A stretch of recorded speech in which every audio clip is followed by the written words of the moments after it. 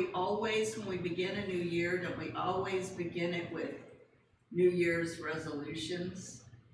How many of you have kind of given that up? Yeah. Why have we given up our New Year's resolutions? Because we don't hang on to them, do we? They work for about, what, 3 days, and then we kind of give it up. But this is that time of year for a New Year's resolution, and so this is Unity's kind of solution to those New Year's resolutions that we try to create, and you know why we are not very successful with our New Year's resolutions is because in order to make a New Year's resolution and hang on to it, that means you have to change some old habits. It means you have to change some old thinking. And boy, do we not like change.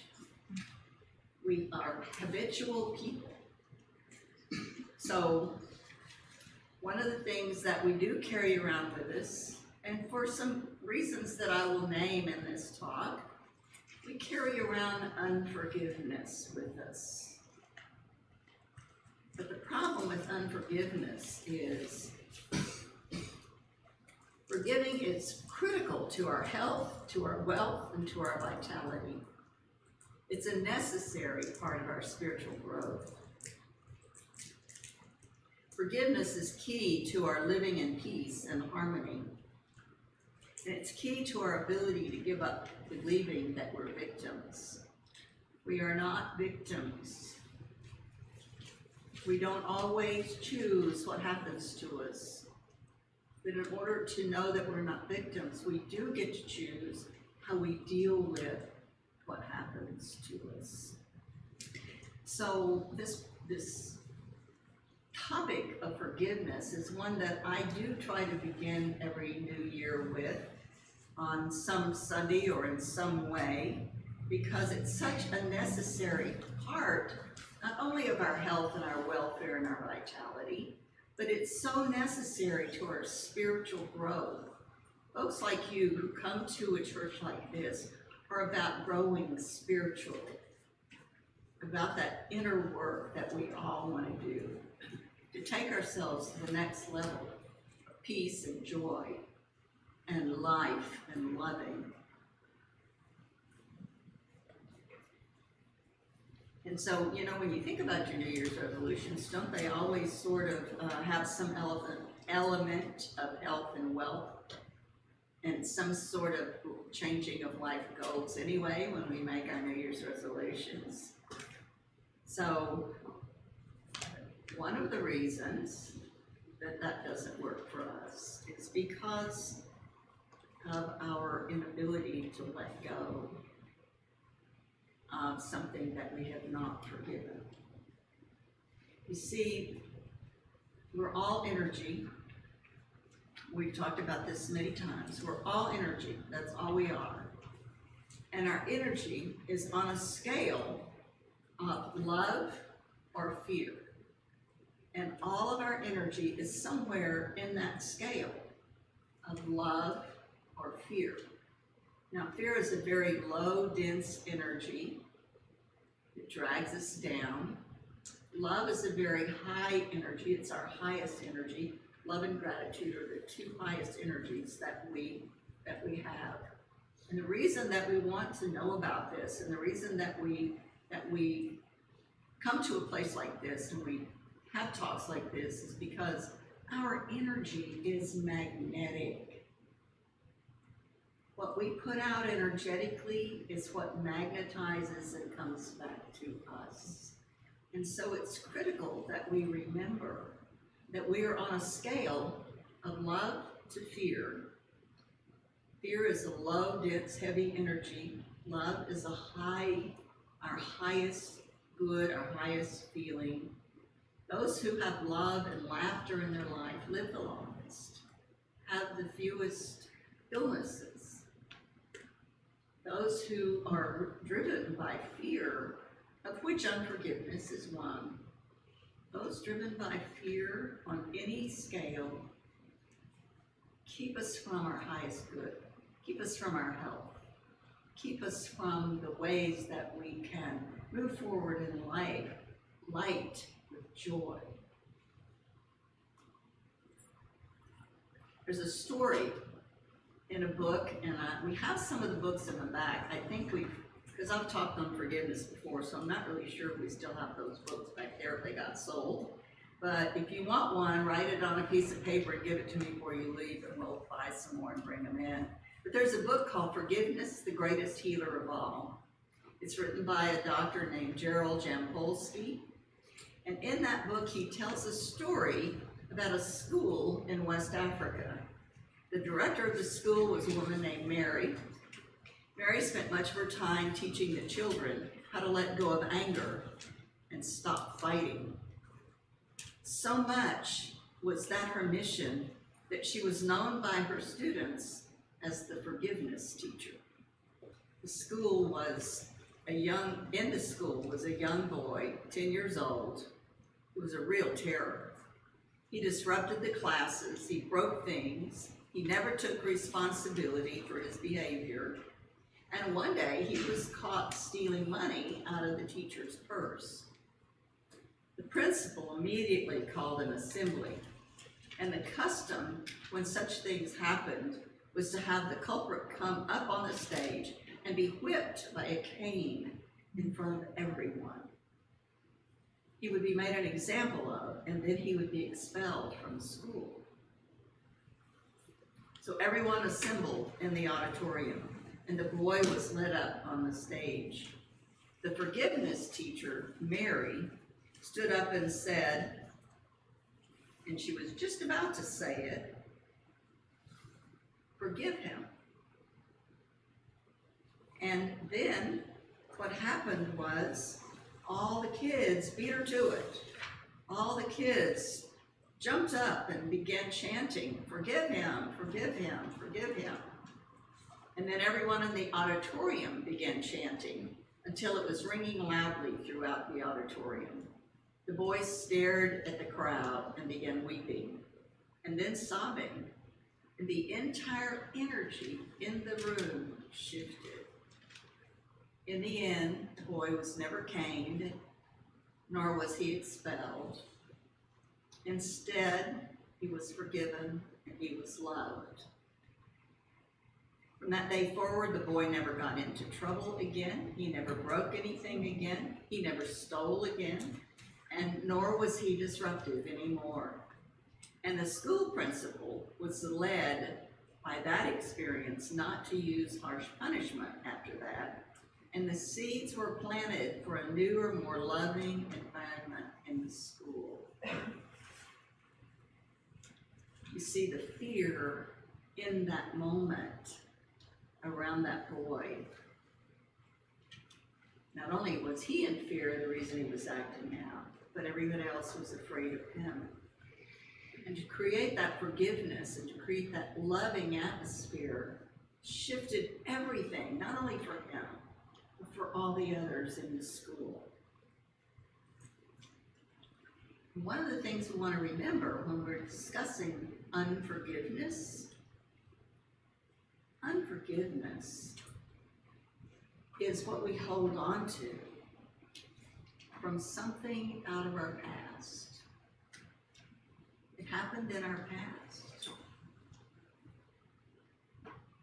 And the perfect definition of the word forgive, and again it's in this book from Dr. Gerald Jampolsky, but the definition of the word forgive is giving up all hope for a better past. Giving up all hope for a better past. You see, when we're hanging on to that unforgiveness, we're living in the past and thinking about what happened, and we're not letting it go. We're hanging on to it. And we're hanging on to more of that negative energy. Our success in any area of our life can be blocked by fear, by ego, because our unforgiveness is driven by our fear and our ego and our judgment. And by the way, Forgiveness is a lifelong process. And the more deeply we've been hurt, the longer it may be to forgive. And we think if we've done our forgiveness work 2 or 3 times, we think, okay, that's done. It's not always done. Sometimes we have to revisit it again and again. How do you know if you have leftover unforgiveness?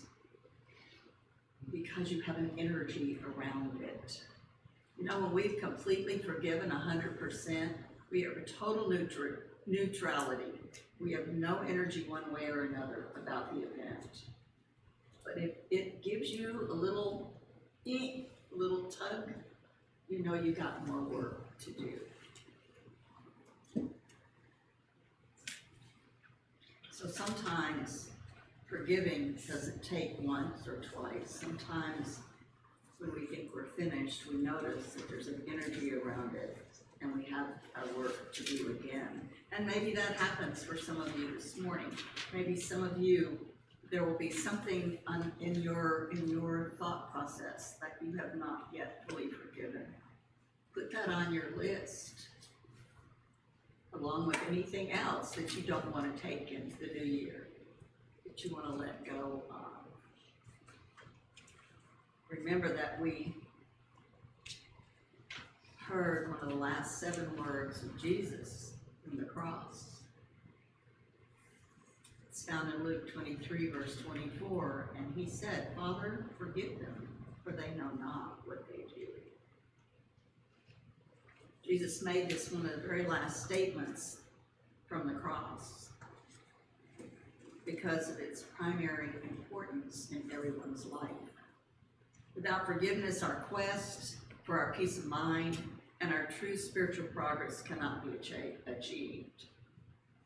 One of the most destructive emotions that holds us back and holds us down is our reluctance to forgive those who have harmed us. Here are some of the reasons we think. Why should we forgive those people who have hurt us? They deserve our wrath. They've hurt us deep. But we have erroneous beliefs about forgiveness. We think forgiveness is about them. Forgiveness is never about them. Forgiving that person does not give them permission to repeat their bad behavior. Forgiving them doesn't make them right and us wrong. And it doesn't even mean that we have to let that person back in our life. It doesn't mean any of those things. None of those beliefs are true. And sometimes our unforgiveness, we wear it like that shield or that armor because we think that it will give them permission to repeat their behavior or get them back into our life. And none of that's true. That forgiveness is about us. It's about us setting ourselves free. It's about you giving back to you something that's been taken from you. In fact, that's really what it originally meant. It means giving for something that was taken away. Giving for something that was taken away. So when someone hurts us, harms us, they've taken away our peace of mind. They've taken away our joy. And that other person may never have even known they did that, or may not have cared that they did that. They may feel righteous in their actions of their act. They may not even be alive anymore, and yet we're carrying it around like that bag of bricks on our back. So just remember that forgiveness is about your own peace of mind. It's about your own good health. It's about your freedom to have healthy relationships in the future. Have you ever known somebody who would not go into a new relationship because they get hurt so badly by the last relationship they were in? That's because they're holding on to unforgiveness and to destructive thoughts that affect all their relationships, all their health, all their ability to move forward with joy in their lives. There's a saying, and I'm sure most of you have heard it, the impact that unforgiveness has on our health is like drinking poison and expecting the other person to die. Think about it. When you're in the unforgiveness of another person, you think you're hurting them, only hurting you. So when we carry around those things that we don't allow ourselves to let go of, we're carrying around that big bag of bricks that weighs us down, that interferes with our moving forward in life. It interferes with health and new ways to move forward, and it perpetuates a belief that we're a victim. Some of the saddest people I've ever met and counseled with have been people who have become estranged from a parent or a sibling or a child that they will no longer speak to, or that will no longer speak to them. That is so sad. It's the most difficult conflict because we love our families so deeply. And this is especially damaging to our health and well-being. In the same book that I just mentioned, the forgiveness book, Forgiveness, the Greatest Healer, Dr. Jampolsky tells another story. And it's about two brothers who had not spoken to each other in 6 years. One of the brothers was a doctor and had read the forgiveness book, and he had begun seeing the value of forgiveness. He decided he would call his brother and ask to have lunch and let bygones be bygones. They met the following week, and they had a wonderful, peaceful, long lunch together. Neither brother brought up the past argument, and love radiated between both of them for the entire lunch. The doctor contacted Dr. Jampolsky to tell him how reading his book had changed everything, and how important that meeting had been to him, because 1 week later, the brother was killed in an automobile accident. You know, the surviving brother would have been tormented for the rest of his life, if not for that choice to come back together and forgive. And when I talk about forgiveness, I don't just talk about forgiving others. I talk about forgiving self. Many of us have done something that we can't forgive ourselves for, which is equally as damaging to our health and our vitality and our prosperity. And often, think about it, you're much harder on yourself and much more of a judge of yourself and criticize yourself more harshly than you do other people, because you've set unrealistic standards for yourself, or you've made a mistake.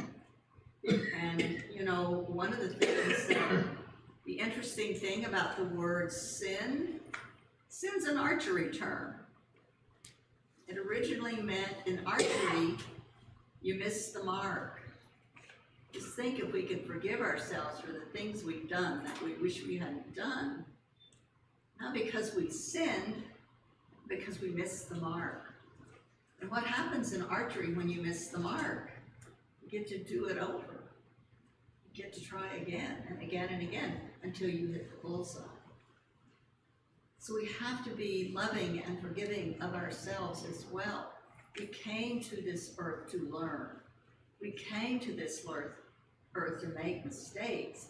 How we learn is through the mistakes we make. We have to be okay with that. We have to learn from it. We don't want to keep making the same mistakes again and again, but we have to learn from the mistakes we've made. That's, you know, I've often heard that earth is a school. And sometimes we bought the story about us that someone else has said to us. Someone else who has judged us, and we believed them. And those people are misguided. We can't allow them to steal our joy with their misunderstanding and their misgivings of what it means to make a mistake. So when we're learning to forgive, we have to learn to forgive ourselves as well. And then, I don't know if any of you here have had that, but I've also had a lot of this, and people who came to counsel with me, is that they have not forgiven God for something they think God did to them or to someone they loved. And of course, that's not who and what God is. That's coming from a misunderstanding of who and what God is, and who and what God is not. So we're always in the process of forgiving something. We're always in the process of being annoyed by something that's happened in the past. Remember, anything you're upset about has happened in the past. It hasn't happened yet, so you can't be upset about it if it hasn't happened. So we're allowing our past and the energy that we hold and the fear that we hold about our past to interfere with our future. And that's why we have things like this burning bowl. It's to let go of things that no longer serve us, that we don't want to bring into another new year and another new way of life. This burning bowl experience and this forgiveness experience is about giving ourselves the gift of peace and love and joy and lightness of heart. It's about letting go of any energy that's destructive to us, that's negative to us. And those negative energies are anger, emotional pain, shame. If someone's tried to shame you over something, you have to let that go. When you are shamed by someone, that's because the other person was guilty and wants to put their shame off onto you. Let it go. It doesn't serve anything or anyone. So all those negative energies of anger, emotional pain, shame, resentment, and anguish, that's what you want to put in the burning bowl today. That's what you want to let go of. You want to let go of any of that negativity, that energy you're carrying around. No one's perfect. Our parents aren't perfect. Our children and our spouses aren't perfect. And neither are we. We're here to learn. Our mistakes are our school. Our mistakes are our opportunity to learn.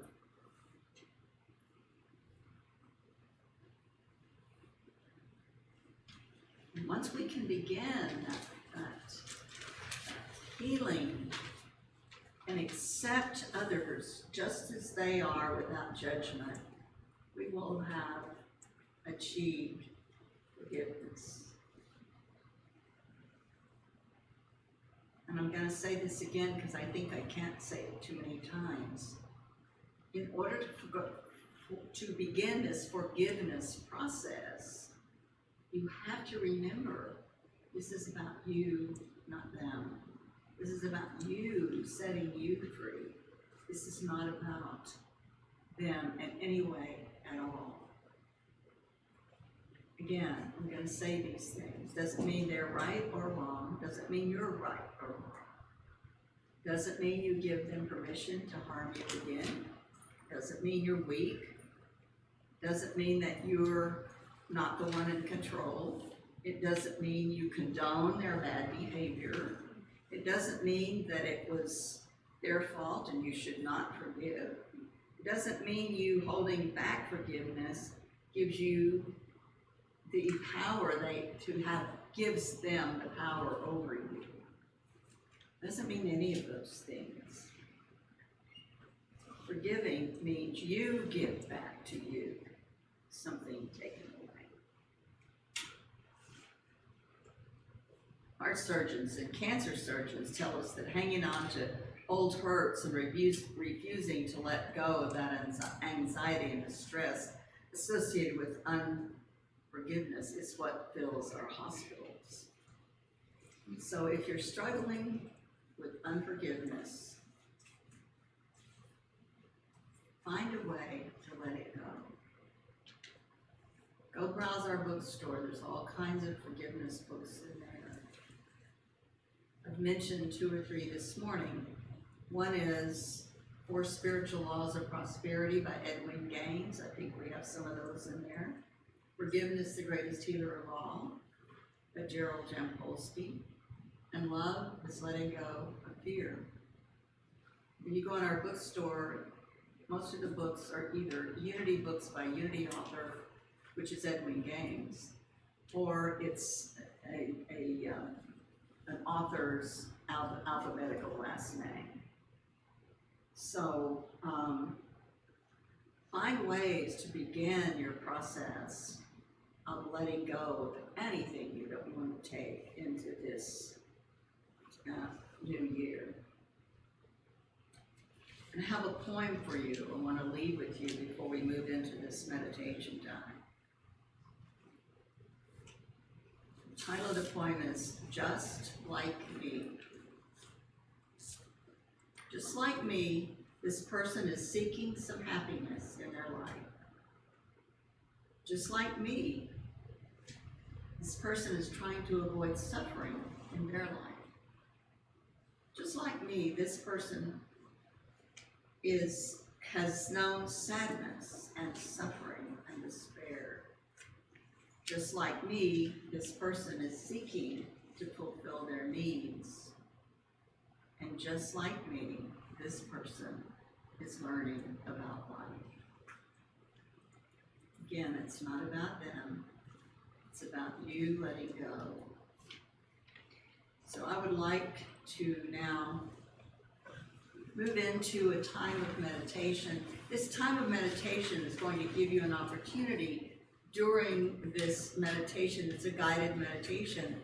And during this time, you will be able to think of things you would like to write on your list to come up and burn. And so at the end of the meditation, we will come up and put down the list that we've written that we would like to get rid of into the burning bowl. So at the end of the meditation, I'll give you further instructions on exactly how to do that. But right now, let's just move into a place of just letting go, breathing in, closing your eyes.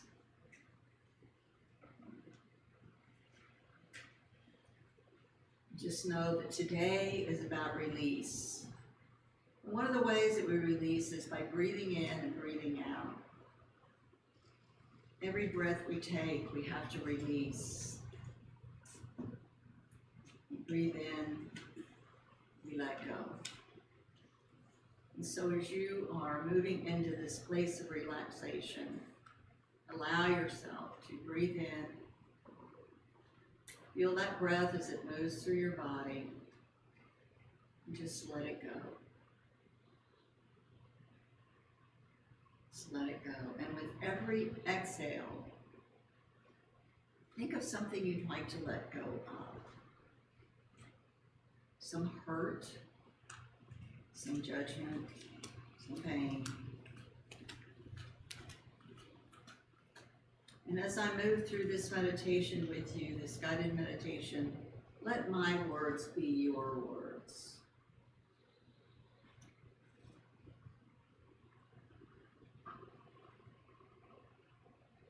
And choose.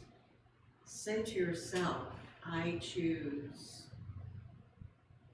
I choose understanding. I choose forgiveness.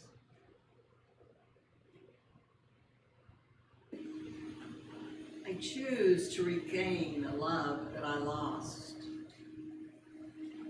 I choose to reclaim the power that I have wasted and given on.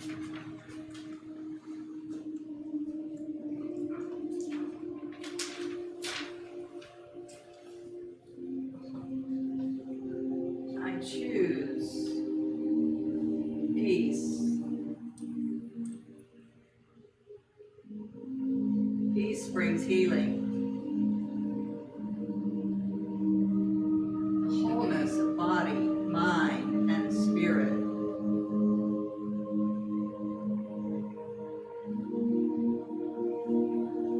I choose divine order. I choose unconditional love. And I choose to love myself unconditionally. I choose to love all others unconditionally. I choose to see the Christ in all people.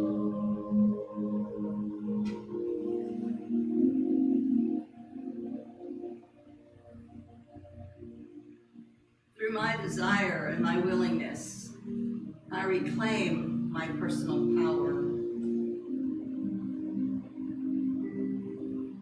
I reclaim the energy I gave over to negativity and recrimination. As I let go, I allow love to fill my heart.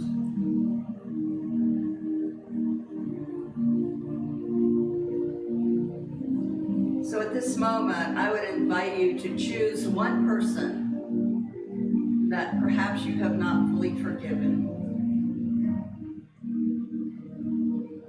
And see that face and look in those eyes. But look past those eyes to their soul.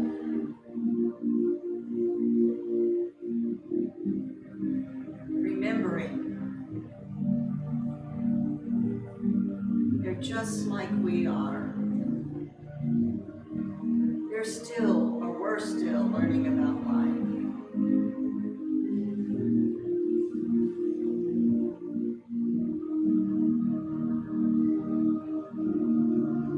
Through desire, through willingness, we reclaim our personal power. Continue to look in the eyes of that person. Maybe it's yourself, and seeing yourself.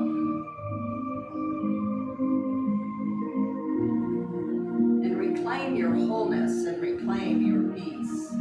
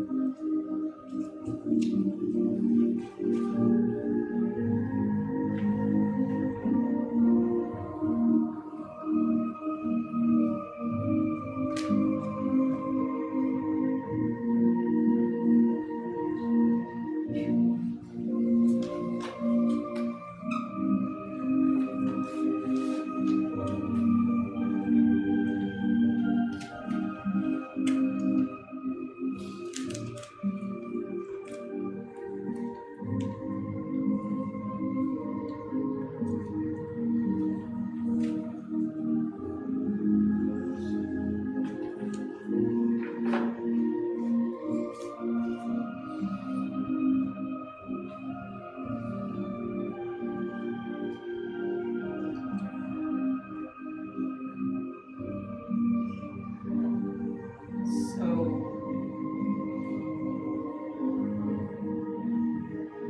as you continue to look into the eyes of the person you have chosen, visualize the connection you have with all humans. Remembering that we are all one.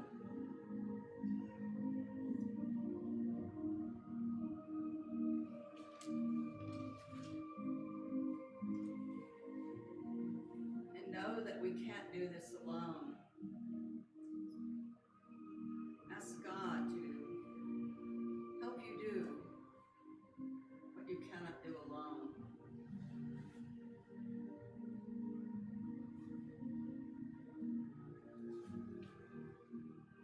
Do your best to replace any thoughts of unforgiveness with this word, this phrase: love fills my heart.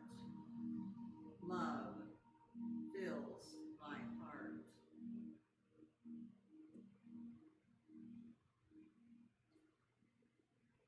have to trust the God that we say we believe in. We have to know that we truly can move through the hurt and the pain.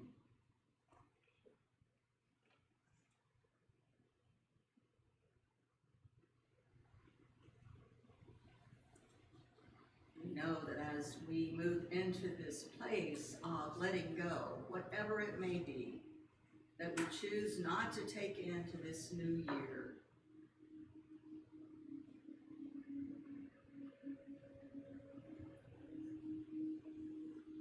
each and every year is a new beginning. Say that to yourself right now. Each and every year marks the ending of an old year and the beginning of a new one.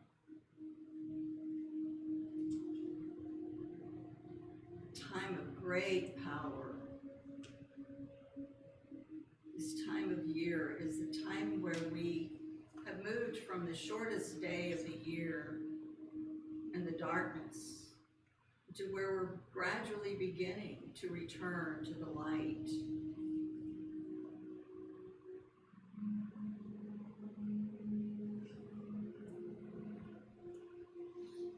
And as each day gets longer, the old passes away and the new begins.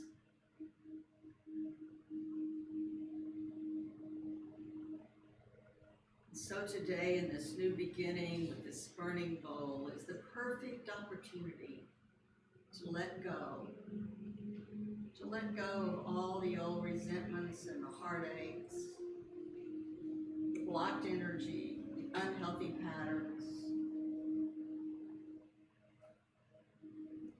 Bring them to your mind right now. Put them on the page and prepare to bring them to the fire.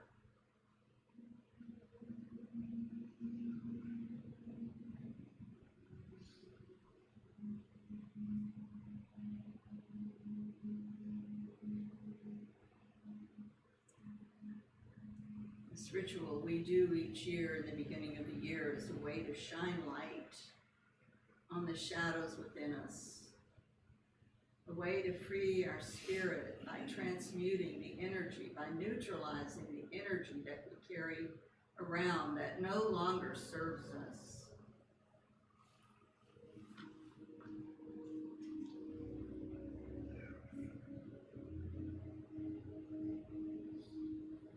So this is the time to write on your page anything you want to release, any judgment, any thoughts of lack, any thoughts of limitation.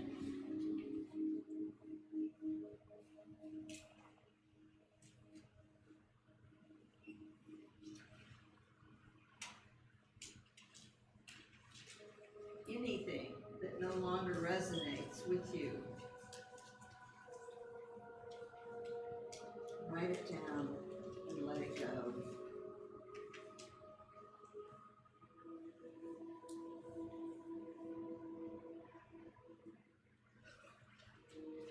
And so in these moments, I'm going to move into the silence and allow you to write what you would like to release. And remember to thank it and bless it, because at one point it may have served you. Just bless it and say, this no longer serves me. I now release it and neutralize it.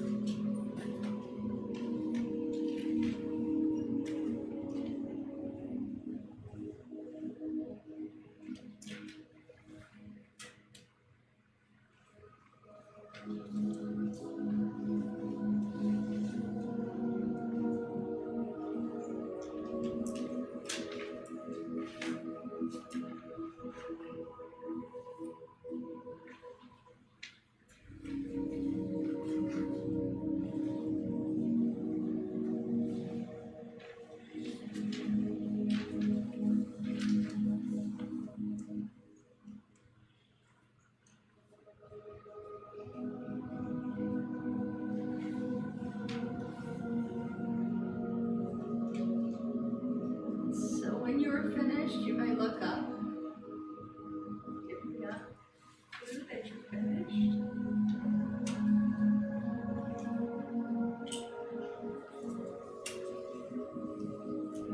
I'm gonna ask that the CD be turned down, and Darlene's gonna come up and she's going to quietly play her bowls as we come forward.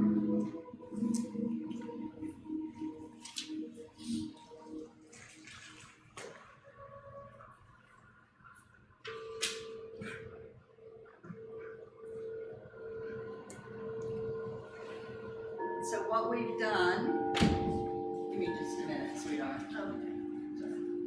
So what we've done is we've lit a fire here. It's filled with sand. Trust that it will burn out. Don't stand there and make sure it burned out. It'll be fine, it'll burn out, and the sand will take care of it. But how we want to do this is we want to start in the back of the room. I want to start over here, the last row. And because we're still sort of being a little cautious about the COVID and the variants and all of that, I'm going to ask people to come forward, but not too close to one another. Come up and put your list in the fire, and then walk around by way of the wall and back to your chair. And so when some person is about halfway up here, the next person can come up about halfway up, and just try to be cautious. So we think all things are well, but we want to be cautious for a few months longer. So you want to come up, Tracy, first. Bring your page.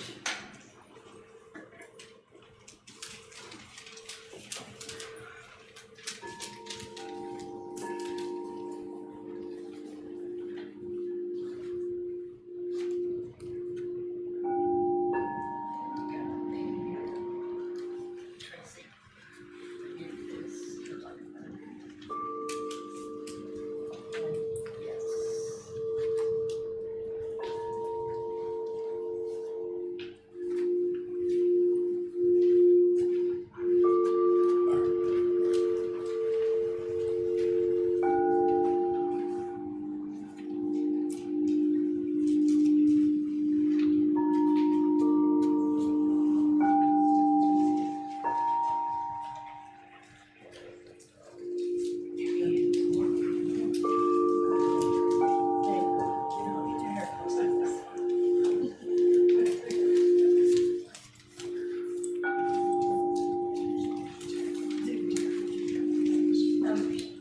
Sweetheart, turn that fan on out there and open that door if you don't mind. Getting a little smoky in here. Fire station. You know what smoking says? See the fans behind the door? And you can open that outer door.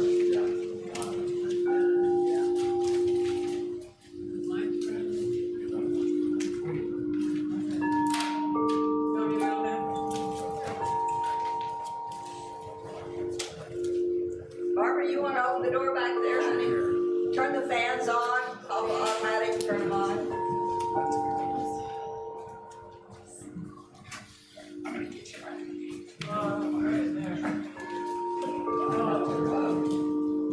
I'm afraid. Yeah, don't put your sleeve over there yet. There you go, that'll work. That was smart. Whoa, all right, let's just back off for a minute. That's what you call them. You guys got a lot of energy going there. Wait a minute, Miss Winnie. I wanna wait until that burns down. In fact, just drop it where these other ones are. Just drop it right there. Don't get too close. There you go. Just put it right there. That's good. That's good. It's gonna burn. I promise you. Nobody's reading it. Can't read it.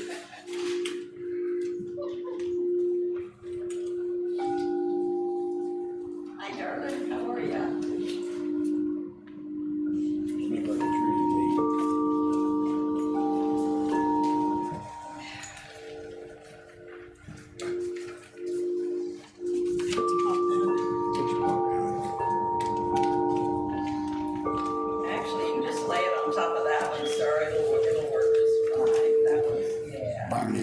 house.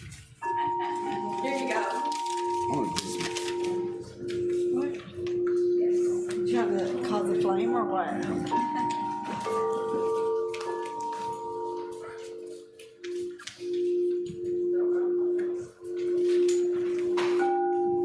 You should have done this outside with a bonfire. Oh, honey, I'm sorry. That's good. It'll go, honey. It'll go, I promise. It'll all go.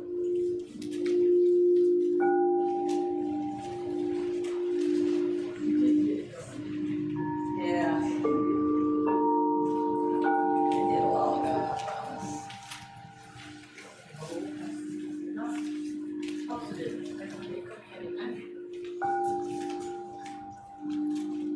Did you want one? Did you get one? Oh, you're putting hers in. Good, good, Fire good. me up. She's taking care of it. All right.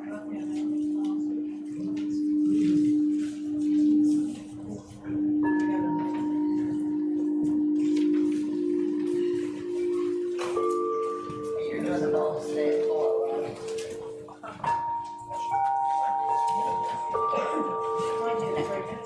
Just drop it there.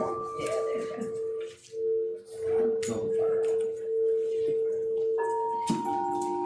All the fire alarm. You do yours. Yep.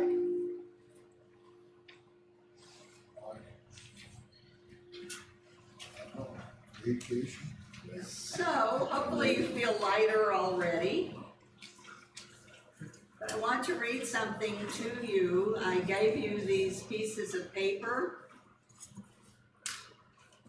And I want to read, this is from yesterday's Daily Word, January 1. And it's about the new year. And it says, joyfully I create the year anew.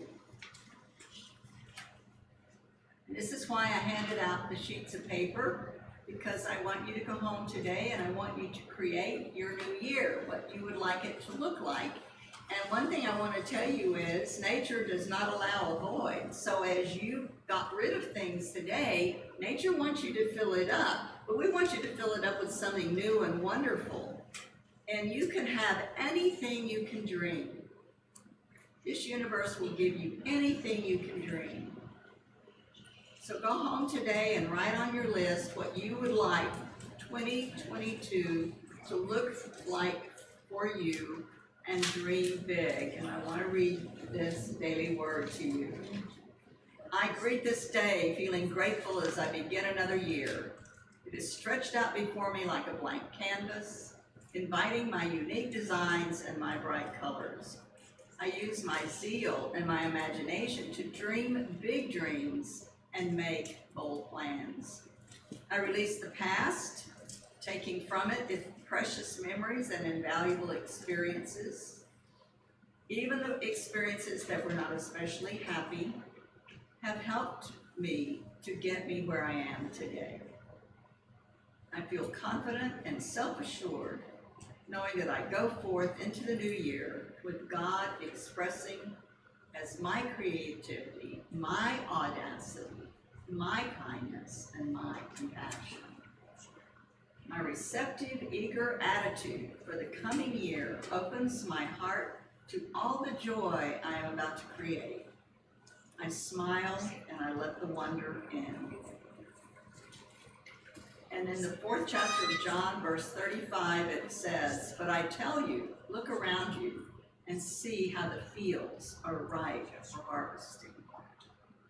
This is a new day, a new year, a new opportunity to move into 2022 and create just what you would love to have. The universe loves for us to be happy.